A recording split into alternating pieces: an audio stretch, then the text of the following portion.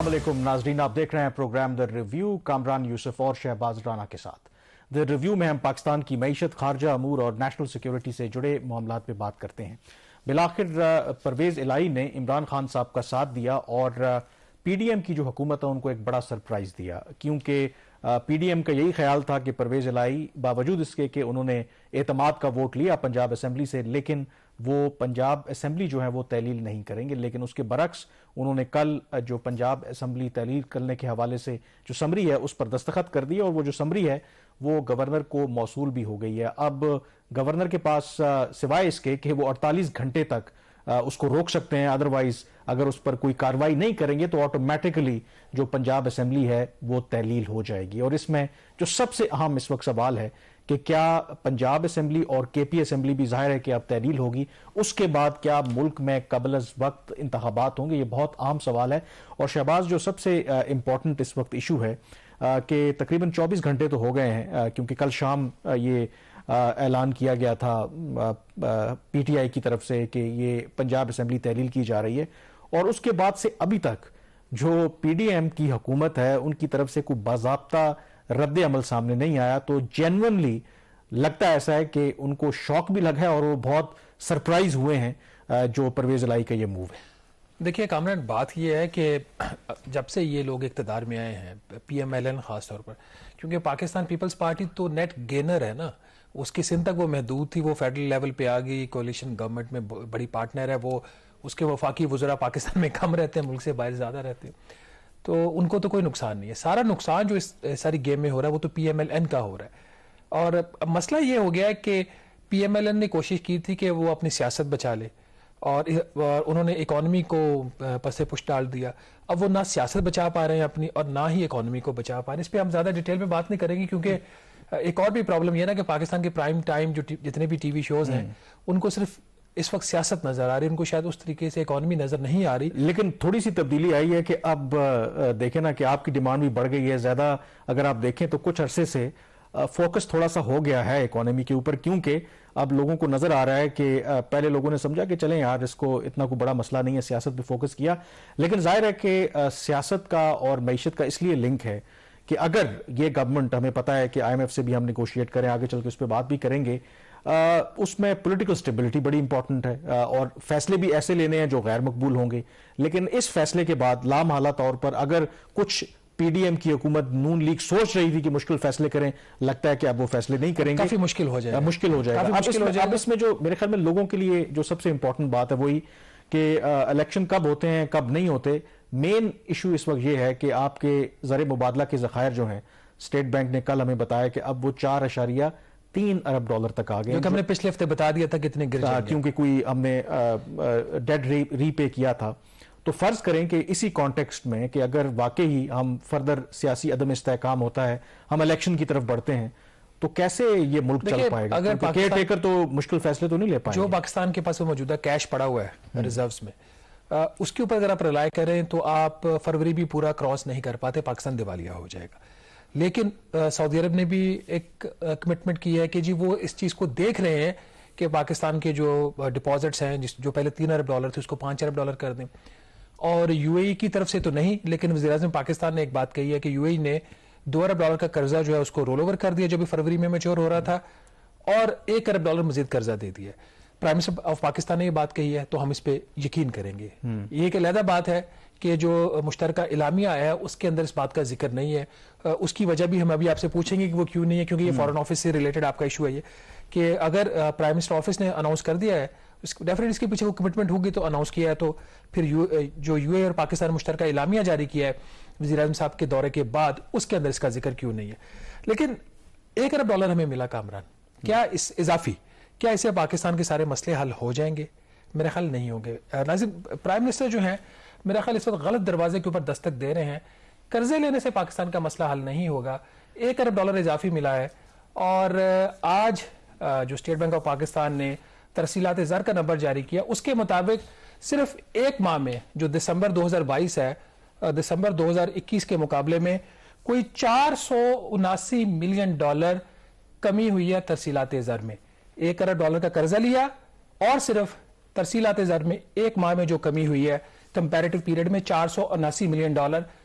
दिसंबर में जो पाकिस्तान में तरसीलातें जा रही हैं वो सिर्फ $2 अरब आई हैं, जो दिसंबर 2021 के मुकाबले में $479 मिलियन कम है। ये क्यों है कामरान? ये एक बहुत बड़ा सवाल है। मेरा ख्याल है वही जो डार साहब ने जो डॉलर की जो कदर है, रुपए की कदर एक जगह पे उसको रखा हुआ है, और जो ओपन मार्केट में जाहिर है कि इतना ज्यादा गैप है, तो लोग फिर जो इलीगल चैनल्स हैं हुंडी हवाला के जरिए पैसे भेज रहे हैं। अच्छा, ये देखिए ना, अब ये बिल्कुल एग्जैक्टली यही नाज़रीन, पाकिस्तान में 5 एक्सचेंज रेट हैं। 5। पहले हमने आज से कोई 4 माह पहले तक 2 रेट्स होते थे। पिछले प्रोग्राम में हमने आपको बताया कि 3 रेट्स हो गए, 5 हो गए हैं। पहला रेट है 228 रुपए का आपको डॉलर मिलता है। वो पता नहीं कहां मिलता है, इंटरबैंक का रेट है। वो उसी वक्त होता है जब आपकी ऑफिशियल चैनल से पैसा बाहर से आ जाए, आपकी कोई रेमिटेंस आ जाए, तो आपको 228 के हिसाब से मिलेगा या उससे भी कम, क्योंकि उसमें जो बैंक अपनी एक फी भी चार्ज करता है। दूसरा रेट है ओपन मार्केट का। ओपन मार्केट में कोई 238 रुपए के करीब आपको डॉलर है, लेकिन 238 के ऊपर आपको डॉलर मिलता नहीं है। तीसरा रेट है कि जो एक आपका पहले हम कहते थे कि हवाला, एक ब्लैक मार्केट का रेट था, वो पहले होता था कोई तकरीबन आपका 250 255। वो रेट भी अब काफी ऊपर चला गया। 2 नए रेट्स आ गए हैं। अगर एक स्टेट बैंक ऑफ पाकिस्तान ने एक रिक्वायरमेंट रखी हुई है अकाउंट से पेमेंट की थ्रू चेक, अगर आप कोई डॉलर्स की एक खास हद से ज्यादा लेते हैं, तो वो उसका रेट है कोई अब 265 रुपए का। 265 का $1 आपको मिलता है। तो अगर आप कैश में लेना चाहें और इस रिक्वायरमेंट को आप अवॉइड करना चाहें, तो एक्सचेंज कंपनीज आपसे 3 रुपए और ज्यादा चार्ज करती हैं। पांचवा रेट है हवाले का, जिसका भी हम जिक्र भी कर रहे हैं कि तरसीलात हजार का। अगर दुबई में एक शख्स बैठा हुआ है, वो पाकिस्तान में अगर अपनी रेमिटेंस बेचेगा तो उसको 228 रुपए पे मिलेगा। वो ये वाला रास्ता नहीं ले रहा, वो अब जा रहा है एक दूसरे रास्ते पे, हवाले के रास्ते के ऊपर। उसको मिल रहा है 272 से 275 रुपए तक भी रेट चला गया है। अब कुछ, और ये सारी चीज मार्केट से आप इंटेलिजेंस है हुकूमत की, चेक करवा लें, FIA से चेक करवा लें, इनको ये सारा चीजें पता होंगी। अब इंपैक्ट क्या आ रहा है? जो हमने एक आर्टिफिशियली रुपए की कदर को रोका हुआ है 228 रुपए के ऊपर $1 जो मिलता है, उसका इंपैक्ट आपको इस हफ्ते जो स्टेट बैंक ऑफ पाकिस्तान ने आज जो अपनी तरसीलात ज़र की डिटेल्स जारी की, उसमें बड़ा क्लियर नजर आ रहा है कि ये कहां से कमी हो रही है। पाकिस्तान में ज्यादा रेमिटेंसेस गल्फ कंट्री से आते हैं। अगर आप सिर्फ इसमें देख लें, अगर आप सऊदी अरेबिया में से पाकिस्तान को दिसंबर में $516 मिलियन की रेमिटेंसेस आई हैं। ये जो $2 अरब है, इसमें से $516 मिलियन सिर्फ सऊदी अरब से। और ये पिछले साल दिसंबर में, जो इससे पिछला साल था, $627 मिलियन, 18% कमी। क्योंकि लोगों को अब एक और रास्ता आता है, वो क्यों 228 पे अपना वो जो पैसा है वो पाकिस्तान भेजें। UAE जो दूसरा बड़ा सोर्स है, वहां से $329 मिलियन इस साल, और पिछले साल $453 मिलियन, 27% कमी। जो बाकी जो गल्फ कंट्रीज हैं, वहां से कोई $238 मिलियन आया है, और पिछले साल ये $298 मिलियन था, 20% कमी। यूरोपीय यूनियन से 19% कमी, अमेरिका से 7% कमी, यूके से 8% कमी। तो कामरान, ये नुकसान है जब एक्सचेंज रेट को आर्टिफिशियली। लेकिन इसके अंदर एक और ये फैक्टर हो सकता है कि हुंडी हवाला के जरिए भी आ रहे हैं, और लोग, जाहिर है कि लोग अब इतने बेवकूफ भी नहीं है, उनको ये पता है कि कभी ना कभी ये जो रुपए की कदर है वो कम होगी, तो लोग फिर ये भी मुमकिन है कि अपने जो रेमिटेंस हैं वो उनको होल्ड करके रखा हो कि जब ये बढ़ेंगे तो तब वो भेजेंगे। आपने 5 रेट्स की बात की ना, तो मुझे इस पे याद आया कि कुछ दिन पहले ही मेरी एक जानने वाले से बात हुई, तो वो मईशत को लेके बड़े परेशान थे। तो उन्होंने मुझे कहा कि मुझे कोई $42 चाहिए थे मार्केट से, मैंने एक डिग्री टेस्ट करवानी थी उसके लिए। तो पूरे पिंडी इस्लामाबाद में मुझे $42 को देने के लिए तैयार नहीं था, और आखिर में कोई तैयार हुआ तो 295 रुपए। तो ये जो आप कह रहे हैं 295 रुपए पे $42, 272 से 275 आपको हवाले का रेट बता रहे हैं। तो 200 ब्लैक अभी भी 255 साठ आप कह रहे हैं, 295 रुपए में $42 कह रहा है कि वो एक बनी चेंजर तैयार हुआ, तो 295 रुपए पे। तो ये आप अंदाजा करें, तो ये डिस्टॉर्शन है। अच्छा, एक और बात, आपने फैसला करना है कि आपने एक्सचेंज रेट को एक जगह पे रख के इस तरह का नुकसान उठाना है, तो फिर अगर आपने $2 अरब का रोल ओवर करवा लिया है दुबई से, तो उसका भी देख लें, उसका कोई पॉजिटिव इंपैक्ट हम पे पड़ेगा या नहीं पड़ेगा।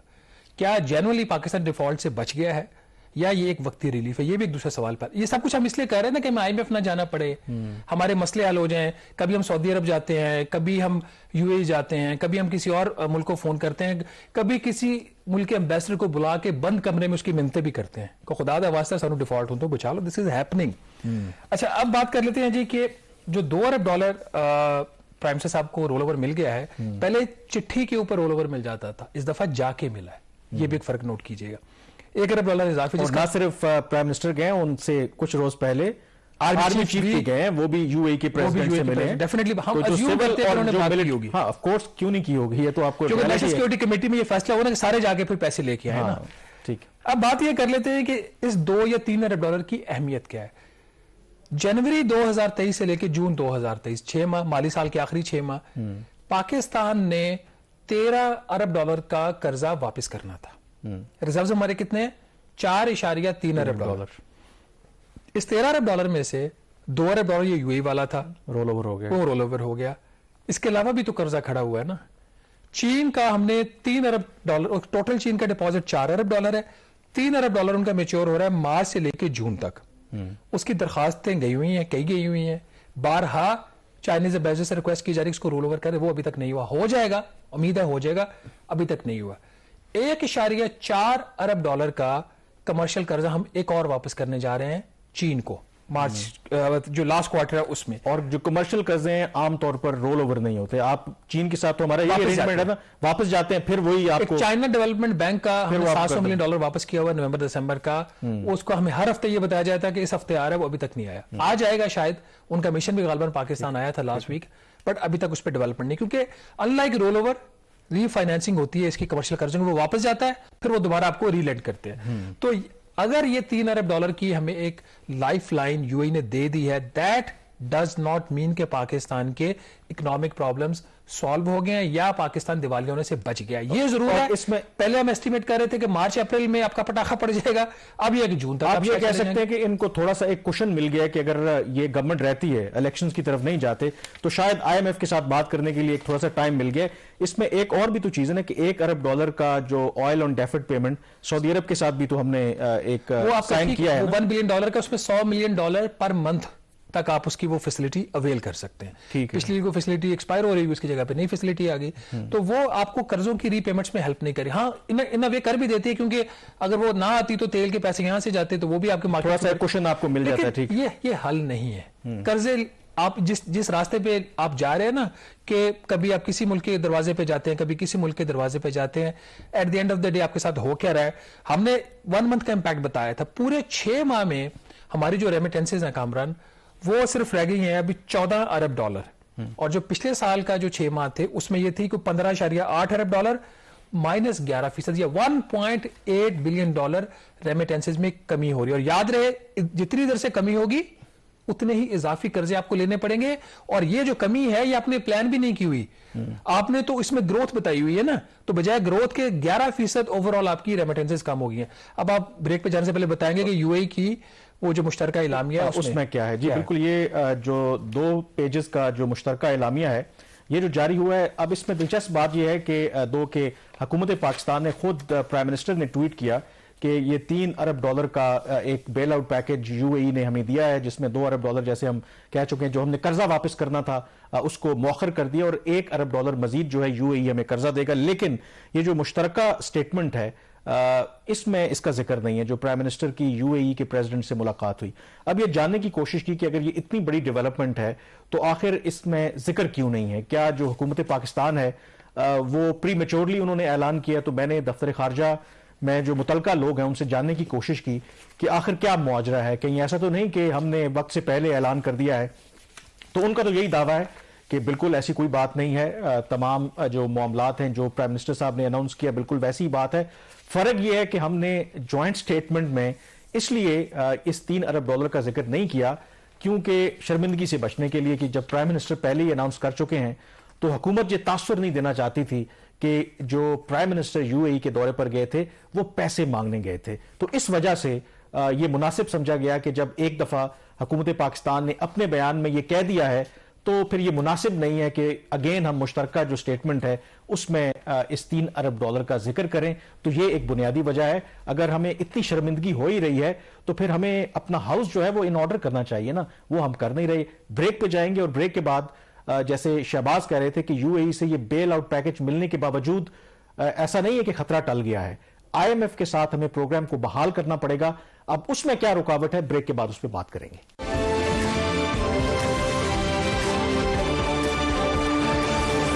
ब्रेक के बाद एक दफा फिर आपको खुश आमदीद कहते हैं। सियासी मंजरनामे पर जो भी चल रहा है, हमारा फोकस तो इस वक्त पाकिस्तान की मईशत पर है, क्योंकि इलेक्शन जब भी हो मेन और बुनियादी इशू इस वक्त यही है कि पाकिस्तान की जो मईशत है इस जिन मुश्किलात से दो चार है उसको कैसे निकालना है। और जो सबसे बड़ा इस वक्त चैलेंज है जो मौजूदा गवर्नमेंट है, पता नहीं कितने दिन रहती है, कि IMF का प्रोग्राम क्या ये बहाल करवा पाएंगे या नहीं कर पाएंगे। जनीवा में हमने देखा कि डोनर्स कॉन्फ्रेंस हुई, उसकी साइड लाइन पर जो इसहाक डार साहब हैं वज़ीर ख़जाना, उनकी IMF के MD से भी वहां पे मुलाकात हुई। उस मुलाकात में क्या हुआ, क्या किसी ब्रेक थ्रू का इम्कान है? तो शहबाज, क्या सिचुएशन है? क्योंकि प्राइम मिनिस्टर की भी जनीवा जाने से पहले MD से बात हुई थी IMF की, और उसमें भी शायद लगा कि एक उम्मीद हो चली है, और ये तासुर दिया कि जल्द ही IMF का मिशन जो है वो पाकिस्तान आएगा। और फिर ये साइड लाइन पे जो मुलाकात हुई उसके बाद भी ये उम्मीद हो चली थी कि उसमें कुछ क्लैरिटी आएगी, लेकिन अभी तक वाज़ेह नहीं है कि IMF का मिशन पाकिस्तान आएगा या नहीं। देखिए, पाकिस्तान और IMF के जो ताल्लुकात हैं ना, उसको आप एक लफ्ज में एक्सप्लेन कर सकते हैं, वो बहुत बड़ी बात नहीं है। इत्माद का फुकदान, सिंपल। एतमाद का फुकदान हमारा सारों के साथ ही है अब तो। नहीं, यहाँ पे तो मामले इतने ज्यादा खराब हो चुके हैं ना। अब छोटी सी मिसाल ले लें, वज़ीर-ए-आज़म पाकिस्तान पब्लिक फोरम पे कहते हैं कि IMF की MD ने मुझे कॉल किया, ठीक है। और जब हमने IMF से चेक किया तो IMF ने हमें ऑन द रिकॉर्ड ये बताया कि हमने कॉल खुद नहीं किया, जो IMF की MD ने कॉल की प्राइम मिनिस्टर ऑफ पाकिस्तान को, वो वज़ीर-ए-आज़म साहब की दरखास्त के ऊपर कॉल की गई थी। तो इस हद तक हम सियासत कर रहे हैं और नहीं इस चीज की हम सेंसिटिविटी को नहीं समझ रहे। ये छोटी छोटी चीजें आपकी चीजों को एग्रावेट करती हैं। और वही हुआ जो मंडे को मुलाकात हुई फाइनेंस मिनिस्टर की IMF के जो मिशन चीफ है नितिन पोर्टर, उनके साथ, तो वहां पे जो जितनी भी उनकी डिटेल्ड बात हुई उस पर भी बात हम करते हैं कि वहां पे क्या बात डिस्कशन में आई और क्या अब इनको करना पड़ेगा। जो बॉटम लाइन वहां पे भी वही थी। IMF की तरफ से ये पाकिस्तान को कहा गया, जो मेरे जराए ने बताया है, कि पाकिस्तान ने इससे पहले जितने भी एश्योरेंसेस दी हैं उनके ऊपर पाकिस्तान को अमल दरामद करना पड़ेगा, उसके अलावा कोई चारा नहीं है। ये जरूर है कि हमने वो कोशिश कर रहे हैं कि वॉशिंगटन का गुड ऑफिस यूज करके IMF के ऊपर दबाव डालें, लेकिन फिर भी कुछ ना कुछ पाकिस्तान को करना पड़ेगा। वज़ीर आज़म साहब ने इसके ऊपर एक डेट दी थी कि जी 3 दिन में IMF का मिशन आ रहा है।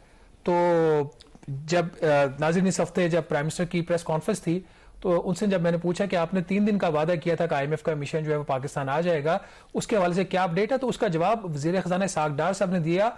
और क्या दिया, आइए सुनते हैं। IMF का हमने बड़ी डिटेल मीटिंग उनसे की है, मैंने और मेरी टीम ने, और वो एक हमने उसको थोड़ा सा नैरो किया है कि हमने कौन सी चीज़ें हैं जिसको हमने यानी उनके एजेंडे में, वी ऑल नो, आपको भी पता है कि पावर सेक्टर के रिफॉर्म्स हैं, उसमें गैस है, उसमें एनर्जी है, उसमें आपका फिजिकल जो स्पेशल टैक्स लगा था, आपको याद होगा 10%, वो उसमें कुछ स्टेज आ गए थे एक हाई कोर्ट से, और उसकी वजह से वो डिलेड है, वो जजमेंट की तफसील है और वो FBR जाएगा। लेकिन वो दिसंबर के महीने में वो ऑब्वियसली टारगेट थोड़ा 5 महीने का ओवर रन किया हुआ था, अल्हम्दुलिल्लाह अचीव कर चुके थे, लेकिन दिसंबर के महीने में उसकी वजह से जो दिसंबर में प्रोजेक्टेड था उसका उनके नजरिए में हमारी टीम ये कहती है कि हम इसको staggered with the Supreme Court fight, we will recover it still. So हम अपना साल का जो फिस्कल बजट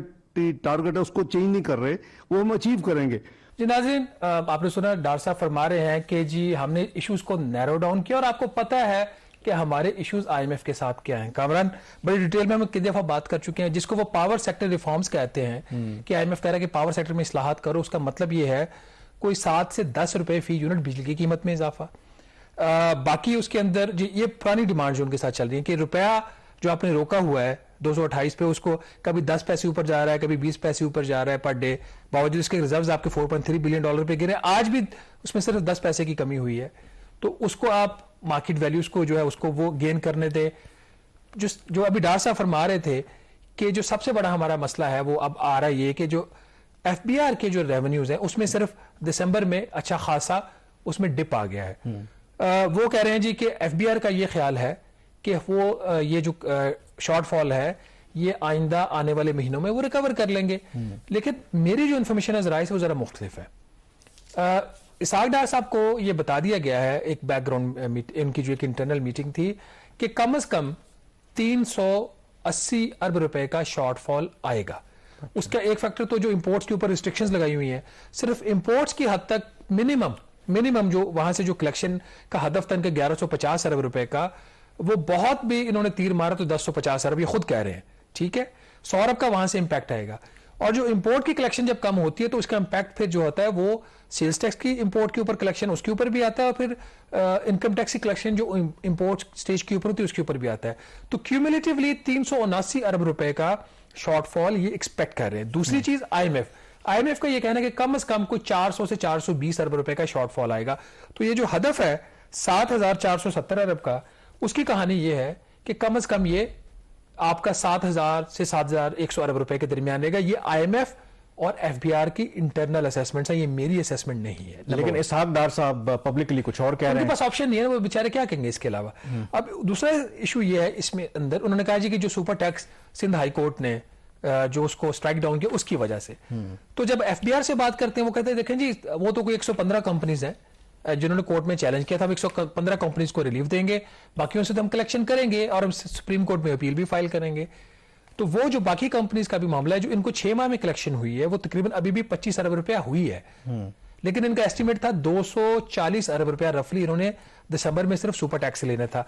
जब एक फैसला ही आप गलत करते हैं, माजी की क्लोज ट्रांजैक्शंस के ऊपर आप उसके ऊपर 10% इनकम टैक्स लगा देते हैं, तो फिर ये तो आपकी गलत आपकी टैक्स पॉलिसीज है ना, जिसकी वजह से आपकी कलेक्शन कम हो रही है। ये इसका आप ब्लेम कोर्ट को नहीं दे सकते।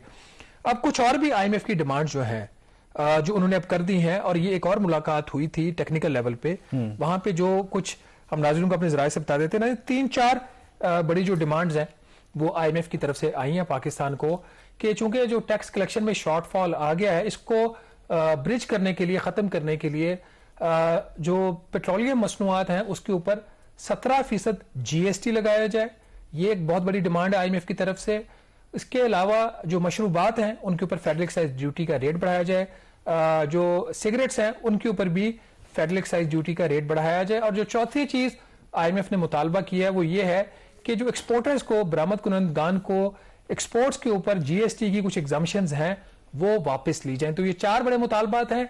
ये नए मुतालबात हैं भी और नहीं भी, वो इसलिए कि पाकिस्तान ये बात लिखकर आईएमएफ को दे चुका है इस साल जुलाई अगस्त में कि अगर एफबीआर की टैक्स कलेक्शन में शॉर्टफॉल आया तो ये इकदाम हम करेंगे। तो आईएमएफ ने अब पाकिस्तान से मुतालबा कर दिया है कि आपका शॉर्टफॉल आ गया, आप ये इसके ऊपर फौरी तौर पर अमल करें।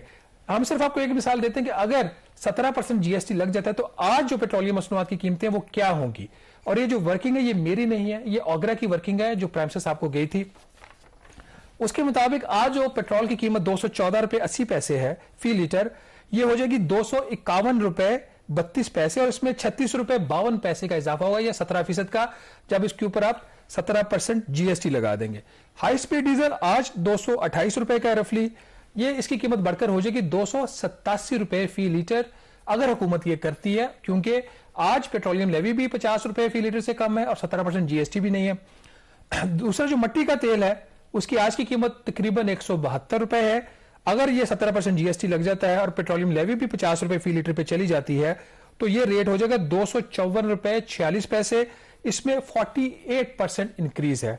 और लास्टली जो लाइट डीजल ऑयल है 169 रुपए का फी लीटर है आज, और अगर 17% जीएसटी लग जाता है और पेट्रोलियम लेवी भी 50 रुपए के ऊपर चली जाती है जो भी सिर्फ 16 रुपए 29 पैसे है, तो इसकी कीमतों में इजाफा होगा 46%, 77 रुपए फी लीटर। तो इसका मतलब है कि एक चीज है, इसका मतलब है कि ये वो इकदाम है या कदम है जिसका बराह रास्त इंपैक्ट आम लोगों के ऊपर आएगा। इसमें 2 चीजें हैं। अब इसहाक डार साहब प्रेस कॉन्फ्रेंस में ये भी कह रहे थे कि हुकूमत जो है कोई भी ऐसा कदम नहीं उठाएगी कि जिसका बोझ जो है वो आम लोगों के ऊपर पड़े। दूसरा इसके अंदर इसका मतलब ये है जो आप कह रहे हैं कि कुछ तो पुरानी डिमांड्स आईएमएफ की चल रही थी, कुछ नई डिमांड्स भी अब आ गई हैं। तो जो प्राइम मिनिस्टर साहब ने जनीवा कॉन्फ्रेंस में ही एक अपील की थी आईएमएफ से कि जो पाकिस्तान जिन मसाइल से इस वक्त 2-4 है, तो आईएमएफ को थोड़ा सा हाथ हौला रखना चाहिए। इन अदर वर्ड्स अगर सादे अल्फाज में कहें तो इसका मतलब है कि उनकी इस दरख्वास्त को बिल्कुल आईएमएफ ने नहीं माना और वो किसी भी तरह से पाकिस्तान को इस मौके पर कोई कंसेशन देने के लिए तैयार नहीं है। देखिए, मेरा ख्याल है कि जो प्राइम मिनिस्टर साहब ने अपनी उस स्पीच में या उनकी जो प्रेसर था उसमें इंडिकेट भी किया कि फ्रांस के सदर मैक्रॉन से भी उन्होंने इस बारे में बात की और यूएन के सेक्रेटरी जनरल से भी कि वो भी अपना गुड और उन्होंने भी इंडोर्स किया कि पाकिस्तान होना चाहिए। लेकिन असल बात है कि ग्राउंड के ऊपर जो चीजें आप कर चुके हैं उसके बारे में आप क्या करेंगे। जो यूके के डेवलपमेंट के मिनिस्टर हैं एंड्रू मिचेल, मेरा ख्याल उनका नाम है, उनकी स्टेटमेंट बड़ी इंपॉर्टेंट थी कि पाकिस्तान को अपना हाउस इन ऑर्डर लाना चाहिए और फिस्कल स्टेबिलिटी के मय्यज लेने चाहिए। लेकिन यहां पे हम देख लें हम क्या कर रहे हैं। हमारे जो मतलब आप सिर्फ जो जिनीवा कॉन्फ्रेंस में लोग गए हैं, आप उसमें देखें क्या तारिक फातमी की जरूरत थी वहां पे? उनका क्या काम था?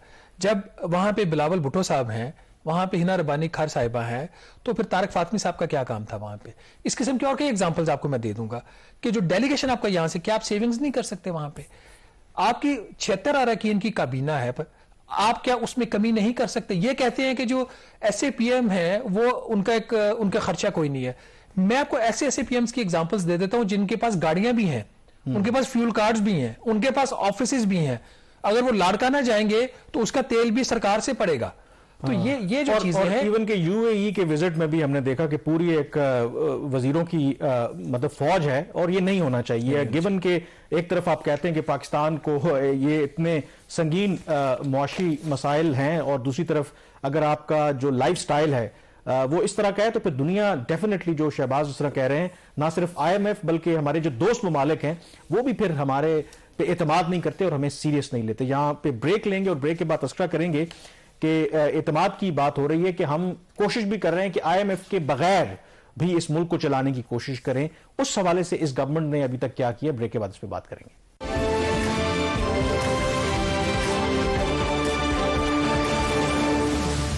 ममालिक हैं उनसे मजीद कर्जे लिए जाएं, लेकिन वो भी कर्जे दे दे के थक गए हैं। और लेटली हमने देखा है खास करके कुछ हमारे जो दोस्त ममालिक हैं वो कहते हैं कि अब हम आपको कर्जा नहीं देंगे, हम ये कर सकते हैं कि जो आपने आपके एसेट्स हैं, हम भी प्राइवेटाइजेशन के लिए काम, वो आप हमें दे दें, या जो आपके शेयर्स हैं स्टॉक मार्केट में वो दे दें। और UAE के साथ इस हवाले से हमारी बातचीत चल रही थी। अभी प्राइम मिनिस्टर गए भी हैं।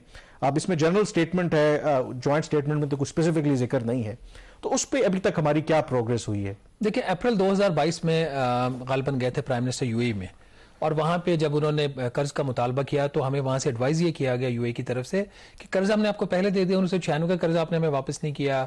2018 में 19 में साबिक वज़ीर आज़म ने $2 अरब लिया था, जो फिर अभी रोल ओवर हो गया। तो फिर आप नए कर्ज ना लें, आपकी इतनी सख्त नहीं है। और ये एडवाइस हमें चीन की तरफ से भी मिल रही है कि आप ML1 की बात कर रहे हैं, ML1 के लिए $10 अरब खर्च करना चाह रहे हैं, पिछले कर्जे आप वापस नहीं कर पा रहे।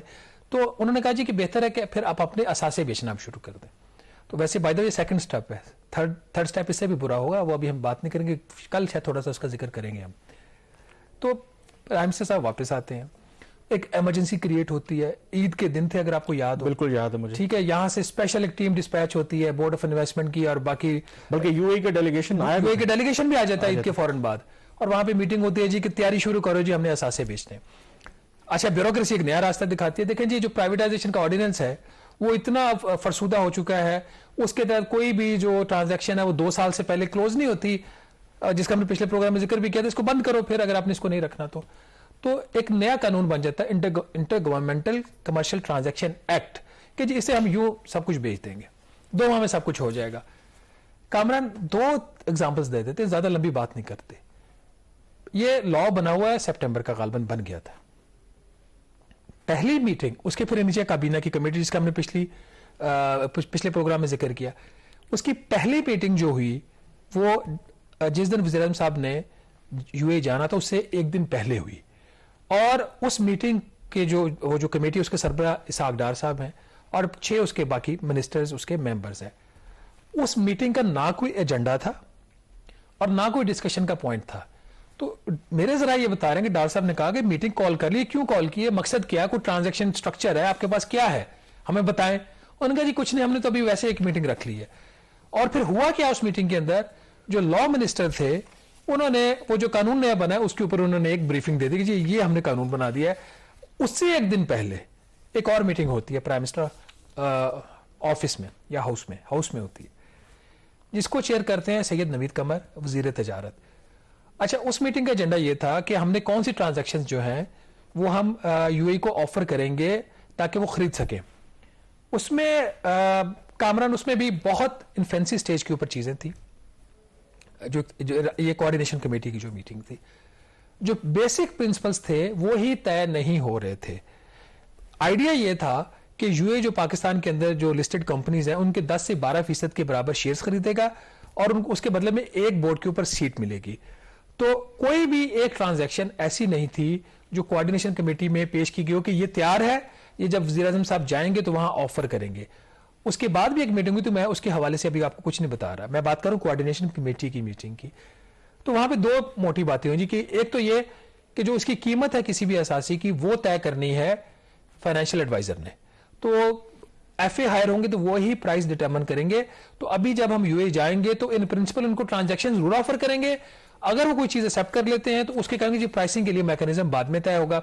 दूसरा वहां पे जो प्रिंसिपल असूली एक बात हुई कि किसी भी एंटिटी के जो मेजॉरिटी शेयर्स हैं वो पाकिस्तान नहीं देगा। कुछ ऐसी एंटिटीज हैं जैसे SNGPL है, PSO है, SSGCL है, लिस्टेड तो है स्टॉक मार्केट में, लेकिन इसमें हुकूमत की मेजॉरिटी डायरेक्ट नहीं है, इनडायरेक्ट शायद हो, तो वो अगर 10% शेयर वहां से निकल जाते हैं तो कंट्रोल हुकूमत पाकिस्तान का खत्म हो जाएगा। तो इन नटशेल मतलब उस पे भी बस कागजी कार्रवाई भी नहीं हुई, मुझे लगता है कि कागजी कार्रवाई भी इन्होंने शायद करने की कोशिश की हो, कुछ इन्होंने वहां पे प्रिंसिपल बात की हो। तो आप ये सिर्फ जी एक एग्जांपल ले लें PTCL की प्राइवेटाइजेशन की, 2006 में हुई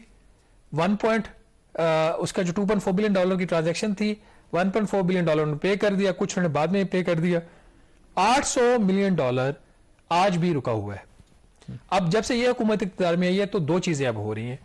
एक तो ये कि यूएई ने कहा है कि जो इत्तसालात कंपनी है जिसने PTCL खरीदा कि हमें 25% मजीद शेयर्स दे दें, 1 दूसरा ने कहा है कि जो पिछले $800 मिलियन है और जो आपने 33 प्रॉपर्टीज ट्रांसफर करनी है हमारे नाम और आप नहीं करें PTCL के नाम करनी है, उसके बदले में हम $500 मिलियन मिनिमम काटेंगे।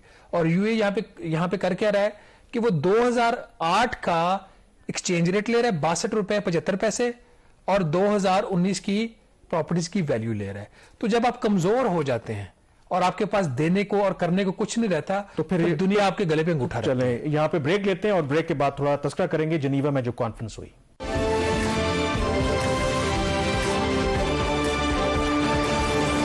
जी ब्रेक के बाद एक दफा फिर आपको खुशामदीद कहते हैं। जिनीवा कॉन्फ्रेंस हुई 9 तारीख को और उसका जो मकसद था पाकिस्तान में जो फ्लड हिट एरियाज हैं उनकी तामीर नौ के लिए फंड्स इकट्ठे करना। जाहिर है कि जो तखमीना हुकूमत पाकिस्तान ने लगाया है बाकी इदारों के साथ मिलकर $16.3 अरब तामीर नौ की लागत है और पाकिस्तान की यह तवक्को है कि उसमें से जो आधा पैसा है यानी कि $8 अरब जो हैं वो बाहर की दुनिया हमें देगी। तो इसमें जो प्लेजेस हुए हैं, जो वादे किए गए हैं, वो कोई $9.7 अरब के हैं।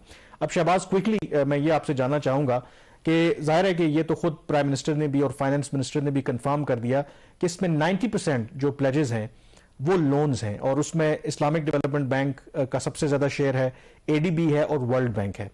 तो एक ये बात हो रही है कि ये तो अगले क्योंकि 3 सालों तक ये प्लान है, क्या ये जो ये मल्टीलैटरल जो ऑर्गेनाइजेशंस हमें लोन तो वैसे भी देती हैं एक प्रोग्राम के तहत, क्या वो उसी प्रोग्राम के तहत वो दे रही हैं कि ये सेपरेटली फ्लड विक्टिम्स के लिए देंगे? इसमें क्या क्लैरिटी? देखिए ये उनकी जो कमिटमेंट्स होती है वो तो कंट्री स्पेसिफिक होती है ना।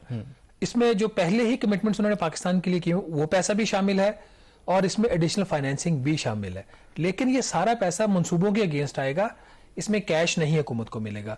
जो अगर किसी का ये ख्याल है कि ये जो तकरीबन $10 अरब की कमिटमेंट्स हो गए तो पाकिस्तान दिवालिया नहीं होगा, उसका इससे कोई ताल्लुक नहीं है। हाँ, ये क्लैरिटी जरूरी है कि शायद ये है कि अब डॉलर स्टेट बैंक में आना शुरू हो जाएंगे ऐसा और रुपए की कदर बेहतर हो जाएगी, ऐसा नहीं है। लेकिन जितनी भी कमिटमेंट्स आई हैं, जो वज़ीर आज़म साहब ने उस दिन खुद अपनी प्रेस कॉन्फ्रेंस में कहा कि अगर मैं आपको एक्चुअल अपनी असेसमेंट इंटरनल बता दूं हम क्या एक्सपेक्ट कर रहे थे, उन्होंने कहा था you will hit the roof, कि हमें खुद समझ नहीं है कितना पैसा कहां से आ गया, पर हुकूमत को एक बूस्ट उनके कॉन्फिडेंस। यू थिंक ये एक सक्सेसफुल इन अ वे कि आपको आपकी तो से ज्यादा पैसा। मैंने इसलिए पूछा क्योंकि वो कहते हैं ना कि बड़ा मशहूर मुहावरा है कि जब आप नाकाम होते हैं तो उसको कोई ओन नहीं करता, लेकिन जो कामयाबी है उसके बहुत से लोग आपको मिल जाते हैं। तो ये गवर्नमेंट जो है, ये बिल्कुल प्राइम मिनिस्टर कहते हैं कि इससे एक बात साबित हुई कि इमरान खान साहब एतमाद करते हैं या नहीं करते PDM की हुकूमत पे, जो बैन अवी बिरादरी है वो PDM की हुकूमत पर एतमाद करती है और इसी वजह से इतने ज्यादा प्लेजेस हुए हैं।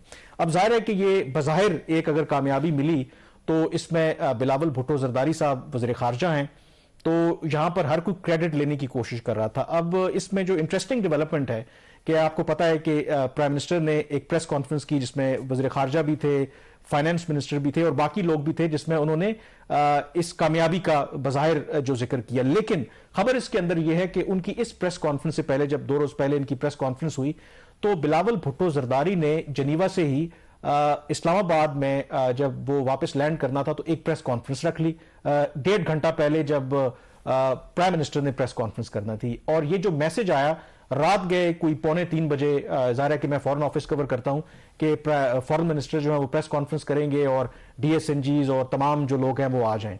अब उससे पहले ही जो मेरी इत्तला है, जो प्राइम मिनिस्टर के प्रेस सेक्रेटरी हैं, उन्होंने ये ऐलान कर दिया था कि प्राइम मिनिस्टर वापस आने के बाद 1 बजे प्रेस कॉन्फ्रेंस करेंगे इसी हवाले से।